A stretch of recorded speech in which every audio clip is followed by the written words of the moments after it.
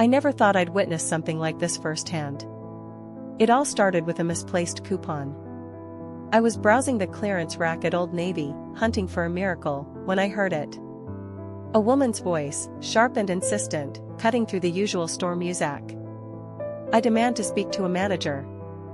I tried to ignore it, focusing on a hopeful-looking pile of discounted sweaters, but the volume kept rising. Apparently, her coupon had expired. By one day.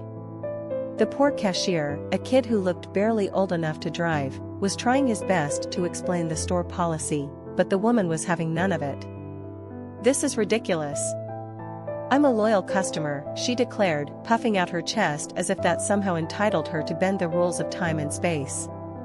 "I spend hundreds of dollars here every year." Other customers started to stare, and I could feel the tension in the air thicken like cheap perfume.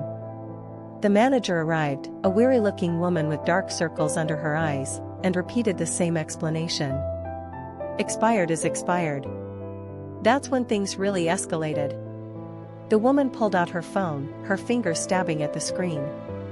"I'm going to write a terrible review. I'm going to tell everyone how you treat your valued customers." Then, from behind me, a voice, calm but firm, cut through the noise. "Excuse me," it said. An older gentleman, dressed in simple jeans and a flannel shirt, stepped forward. I couldn't help but overhear. "Perhaps I can offer a solution." The entitled woman glared at him.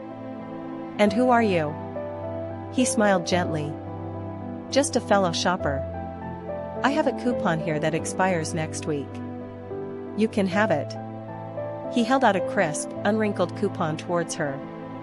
For a moment, she seemed stunned. Then, a slow, creeping blush started to spread across her face. She stammered, I couldn't possibly." "Nonsense," the man said kindly. "It's just a coupon. Take it." He pressed it into her hand. She looked down at the coupon, then back up at the man, her face a mask of shame. She mumbled a thank you, barely audible, and hurried away from the counter, disappearing into the racks of clothing. The tension in the store dissipated. The cashier let out a small sigh of relief.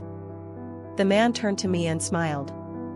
"Have a good day," he said, and walked away. I stood there for a moment, stunned. It wasn't just about the coupon. It was about the quiet power of kindness, the way a simple act could deflate even the most inflated ego. It was about realizing that sometimes, the best way to win is to choose grace. I went back to browsing the clearance rack, but this time, I wasn't just looking for a bargain. I was looking for something more.